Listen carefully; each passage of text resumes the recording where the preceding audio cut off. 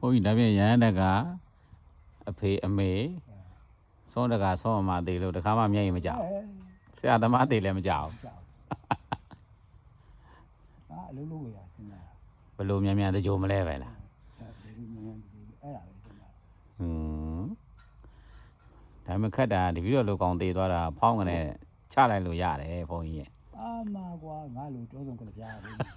ဘုန်းကြီးကြတော့တောဆုံးကြပြားဘုန်းကြီးပါပြီးဝန်တာလောကမှာမသိမရှိပုဒ်စကားဆရာတော်ဆိုတော့ဒီတော့မြန်မရတော့ဘူးဘုန်းကြီး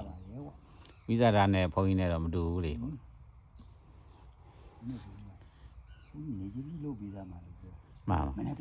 ညနေတိုင်းဒီပဲနဲ့လို့အာမတတ်နိုင်ဘူးပေါ့ဗျာအဲ့ဒါတော့ဟုတ်လားတမညနေတိုင်းဒီညဒီမတတ်နိုင်ဘူးတမဘုန်းကြီးတော့လျှောက်တာဒီပြီးတော့တည်ရင်တော့ချက်ချင်းလာဆောင်ရွက်ရမှာခေတ်ကပြောမရအောင်တော့ဘုန်း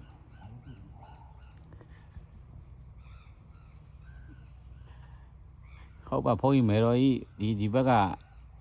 ရဟန်းမေတော်ကြီးရယ်ဆရာလေးရယ်တင်တော့မျက်ရည်တစ်ပေါင်းမကြဘူးနော်အမြန်လောက်တာဟမ်ဘုန်းကြီးဘုန်းကြီးမျက်ရည်မကြတာကြဟို